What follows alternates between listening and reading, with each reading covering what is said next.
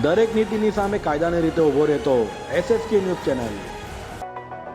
Surat Katargam Jodhani brothers દ્વારા ચોથો રક્તદાન કેમ્પ યોજાયો, જેમાં મોટી સંખ્યામાં લોકોએ રક્તદાન કરીને માનવતા મહેકાવી।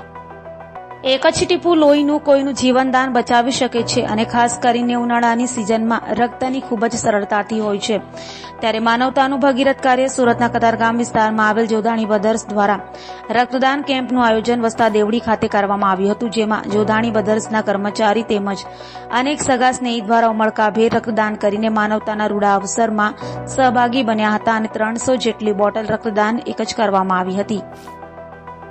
આપનું નામ? જયરામ દીકી। મારું નામ નક્કુભાઈ રામજીભાઈ જોધાણી।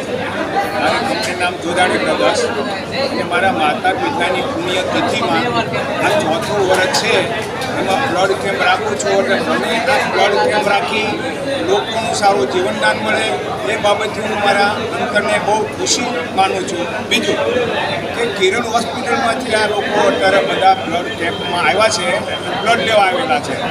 એ લોકો આખું વર્ષ કોઈ પણ દર્દી આવે એના ફ્રીમાં બોટલ આપે છે, એટલે પહેલાં પ્રથમ તો કિરણ હોસ્પિટલનો આભાર અને મને જે બોલવાની તક આપી એ બદલ ખૂબ ખૂબ આભાર। અને આ મારા મિત્રો આવ્યા છે, બધા ડોનેશન કરે છે, એ મિત્રો છે, મીડિયાવાળા મિત્રો, બીજા મિત્રોનો ખૂબ ખૂબ આભાર માનું છું।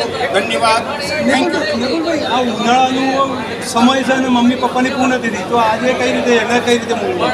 આ ઉનાળાની સિઝન છે એટલે લોકોને બ્લડ ઓછું મળતું હોય હોસ્પિટલોમાં, એટલે મને ઈચ્છા છે કે આ ઉનાળામાં આ કેમ્પ રાખીએ તો ઘણો લોકોને બેનિફિટ થાય, એટલા માટે આ સમય મેં પસંદ કર્યો છે। એ બદલ ખૂબ ખૂબ આભાર, થેન્ક યુ।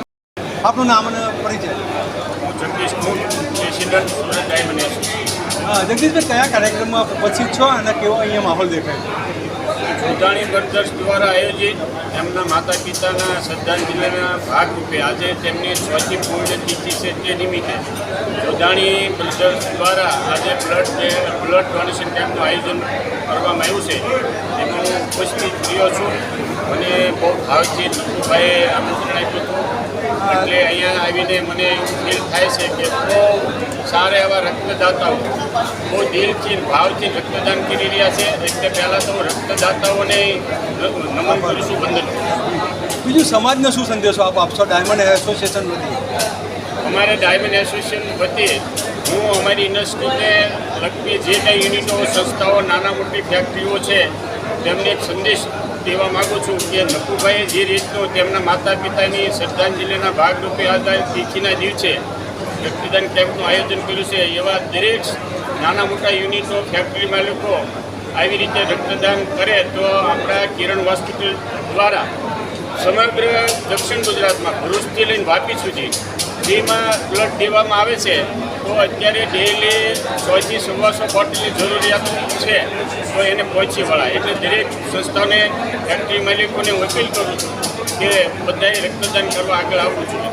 જોધાણી બ્રધર્સ તરફથી રક્તદાન શિબિરનું આયોજન કરવામાં આવ્યું છે, એ બદલ ખૂબ અભિનંદન।